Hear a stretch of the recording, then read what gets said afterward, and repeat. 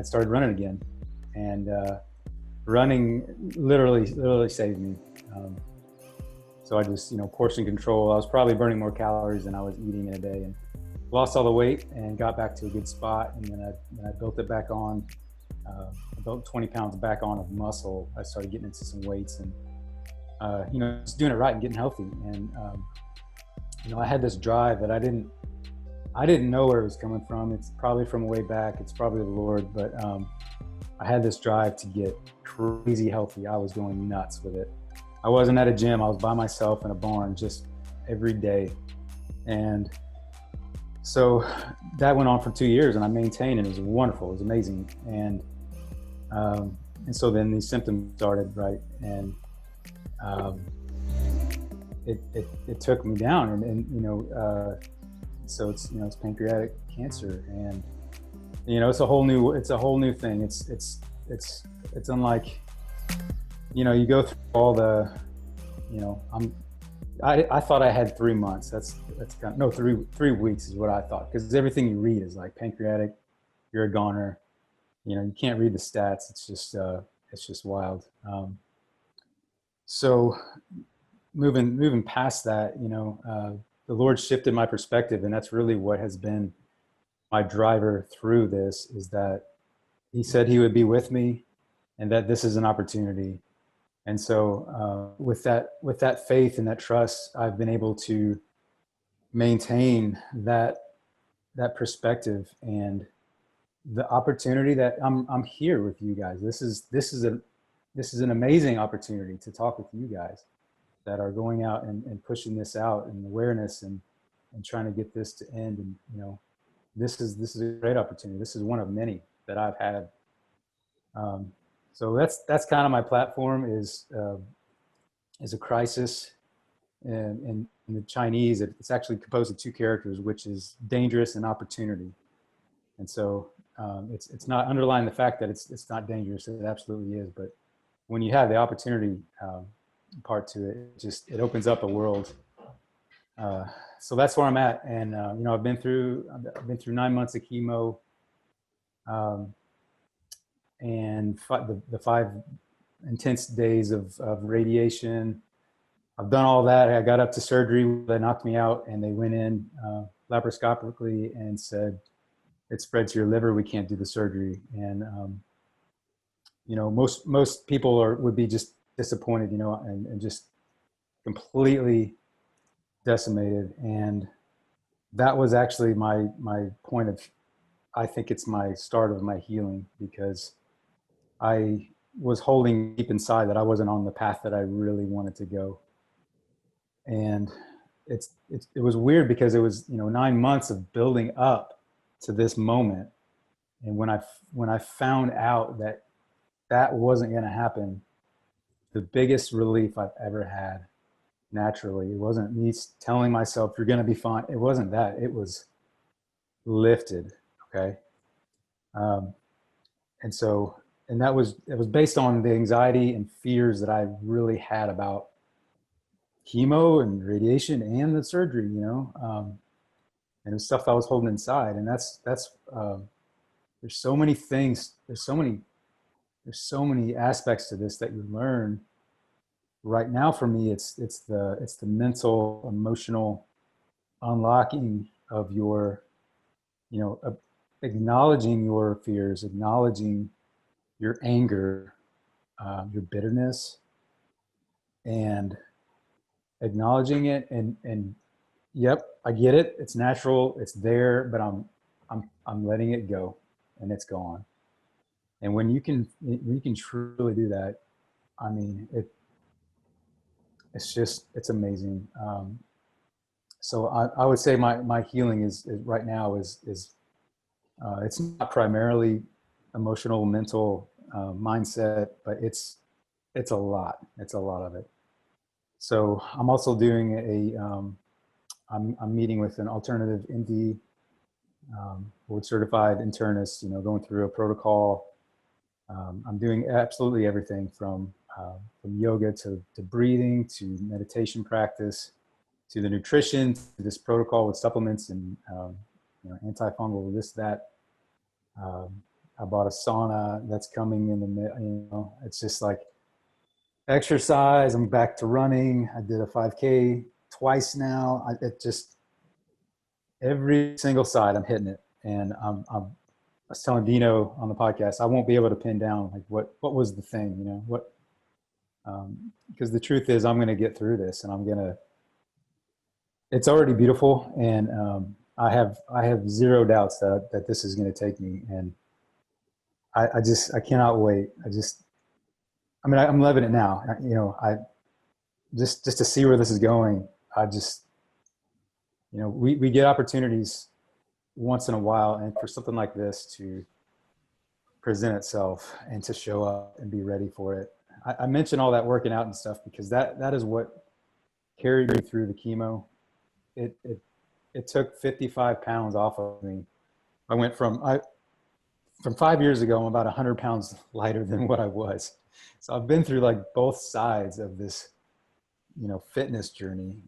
And now I'm entering this mental journey. And guys, it's, seriously, without this happening, it's crazy to say, but it's, I'm not the guy that's like, this is the best thing that ever happened to me. Like it's the worst, nobody wants this. I don't wish it on anybody.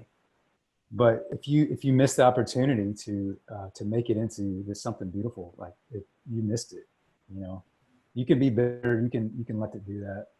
It's easy. That's really easy. But man, I'm just open to it. I'm open to whatever happens. I'm pushing forward. I'm doing everything that I can to get myself to a healthy spot, to inspire others, to encourage others to do it.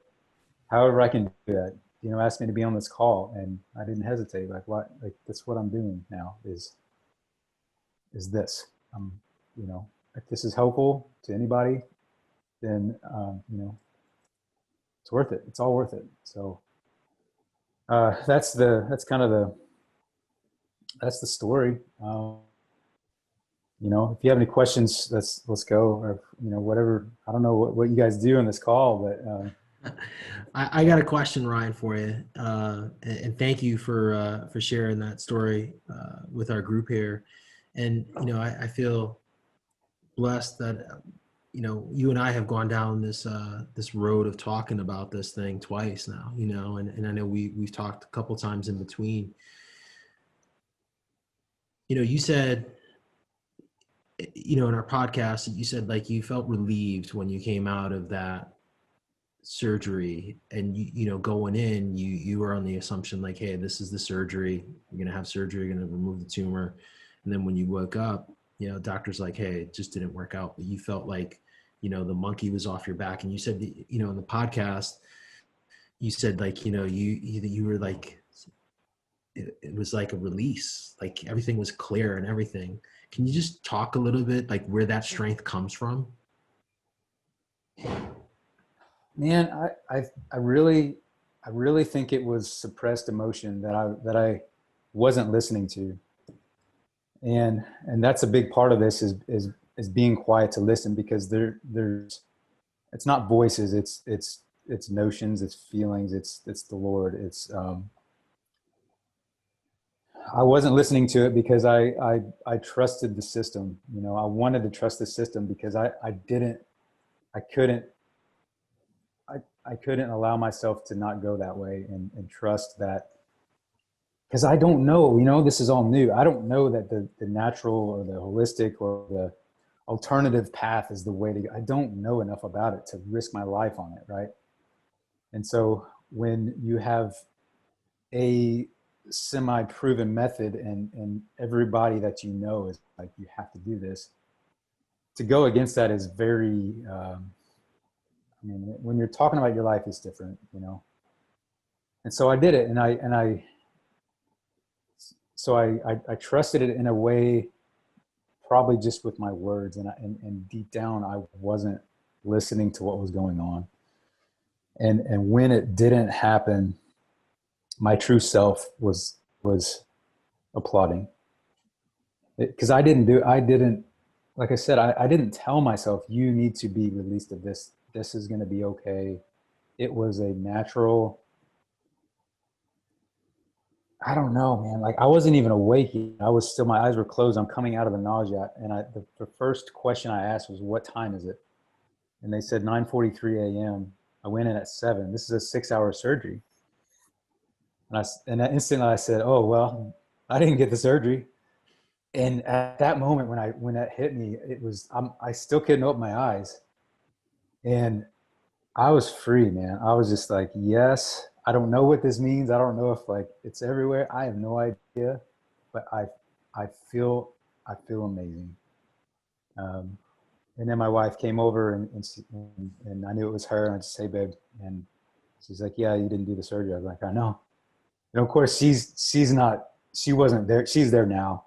Of course, it took her about a week to get to where I was already, you know.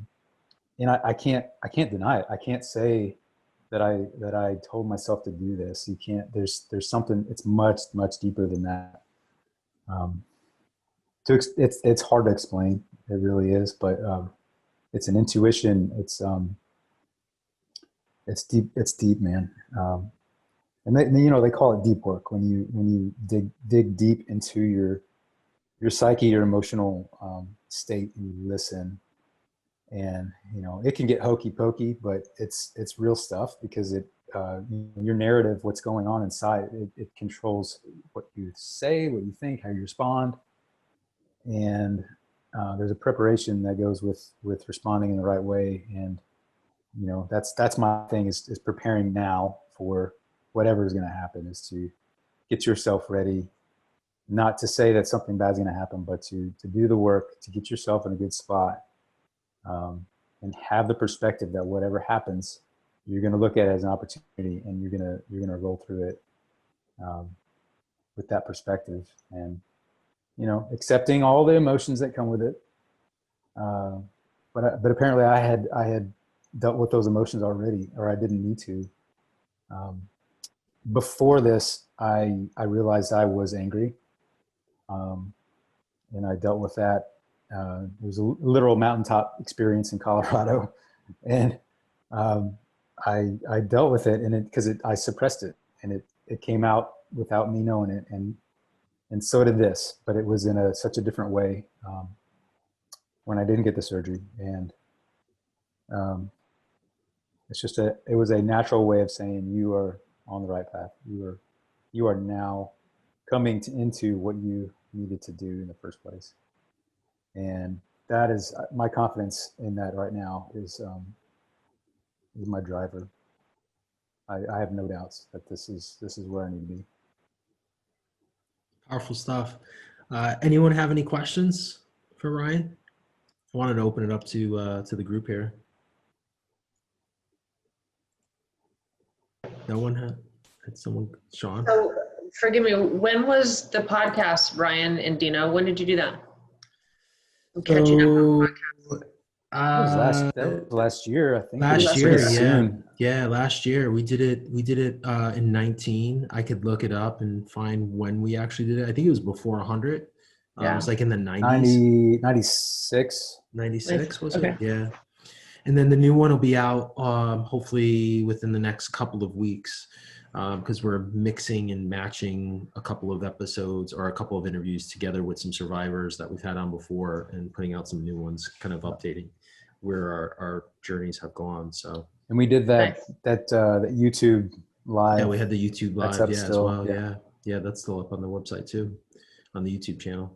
Ryan, I know you just started getting back to running, and so we're big into running. There are some CrossFitters on this as well. All right. I know you were doing a lot of functional fitness stuff as well, but I know you said something the other day when we were talking, man, like just running that 5K that you're able to get, just how uplifting that was. So just can you talk about that? I mean, because I know it was a while that you weren't really running a lot. No, I honestly, I see a lot of people in my case, and they're like, yeah, I'm running all the time. I lost it all. Like it was about 5 months that I just like, I'm just going to focus on healing and not try to be that active. But, after it's 2 months ago when this no surgery happened, and I just like, okay, we're doing it, and I'm back on board. And, running. I ran a run walk half mile the first time. I was like, hey, that's progress. I got out today, you know. And then it was 1 mile, and then I was like, you know what? What if I not do a workout, like a body weight workout before? I'm not doing a whole lot of. I'm not doing any heavier weights, maybe a kettlebell, you know, free weight type stuff before, and then I go for a run. And then I'm like, hey, what about 2? Let's try, you know. And yeah, did it. Cardio's good. Let's go. And then when I ran the 5K, it was without a workout because I just wanted to be able to say I did the 5K because it's a milestone, you know. It's but you know, like I said, I've run marathons, I've run all the crazy stuff, but it's not about the distance. It's about where you are right now, and getting to the end of yourself and getting to that next, just a little bit more, you know.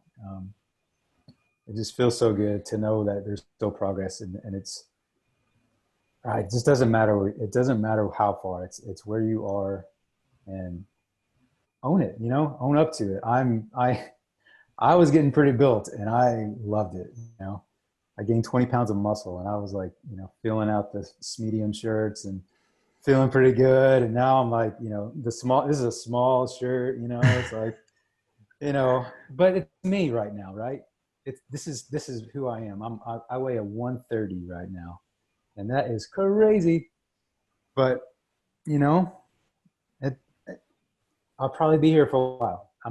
I've accepted that, because if I hold on to any emotion that says you should be somewhere else, no, this is where I should be right now, and I'm doing it. You know. So yeah, running a 5K, that's a thing, you know. It's therapy. It's you know, it was slow, but man, I did it, right? I love it. Any other questions for Ryan? Anyone? Dino, I would just say if we don't have Ryan taking a day to pass the torch, we should get him into the mix and get his podcast and YouTube back up, so everybody can revisit that. That would be awesome. And we'll have to get you hooked up with Vin to put at least 10 more pounds on, because Dino likes a good schmedium. So we'll have to get you graduated from that small. Oh, I love it. But thanks for all you do and the words tonight. It was awesome. Yeah, thank you. Gina? Yeah. So I have not heard your podcast yet, but I'm definitely going to go and listen to it right away, so I don't ask you every question that is answered on there. But that was amazing to me to hear you tell how you processed the whole thing. And I don't know. My mother only died 3 years ago, and it's still so new and raw for me. And I know that everybody on this call can relate. I don't care if it was 10 minutes ago or 20 years ago. But the raw emotion from you and hearing it just puts me right back. And I just want to thank you for sharing that with us. And we may be quiet. I think that we're all probably processing what you said. These are some of the most amazing people in the world right here on this call. And you should come hang out with us more. So I really don't have a question. I just wanted to give you a virtual hug. Thank you. It's received very well. Thank you.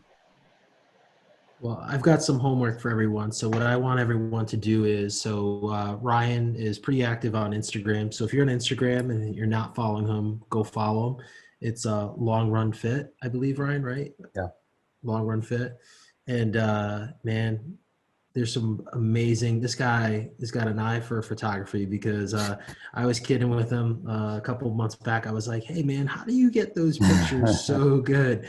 And just really, really inspirational stuff there. And you can follow along Ryan's journey. And I'll give some shout outs here. I know Heather, you've been, I think Heather and Keelan that are on here have been tagging Ryan in some posts. And they inspire me, man. Totally. So Crazy. give you guys a shout out. Ryan, thank you. Thank you for taking the time. Ryan, for those of you who don't know, has 3 kids.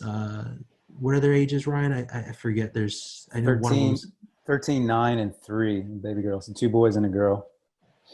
So thank you for spending time with us, but go spend time with those kiddos because I know they're probably still up. You're in Missouri, so you still got some daylight, hopefully, or it's not like late at night, so you can go spend time with them. Yeah. But Yeah. appreciate you taking the time to be with us, and keep doing what you're doing. Like I said, man, it's working. So just keep inspiring, and the Project Purple community's got your back.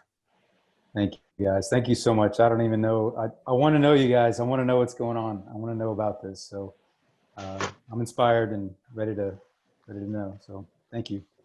Thanks, Ryan. Thanks, Brian. Thank Nice to you. meet you. Thanks, guys. Thank you. Thank you. Thank you, Ryan. All right, guys. So, that's a tough act to follow. Ryan's, I feel blessed. I've gotten to know Ryan pretty well over the last year or so. And, man, I don't have many words after that because, this guy is looking down the barrel, stage 3, stage 4, and to have that outlook, like COVID, all this other stuff, all this other noise that's going on in the world, like that's a pretty amazing testament to the human will and what we're trying to do. So, I hope you guys enjoyed as much as I did, and hearing Ryan speak for I've talked to him multiple times, but I don't think you can hear that enough, especially with what we're doing. So, we've got some other things we're going to talk about, but I just wanted to open it up as it's fresh. If anyone had any feedback on Ryan, and if that was, that kind of speaker, would you guys enjoy hearing more from survivors? Definitely. Yes. Cool. Yes. All right, guys.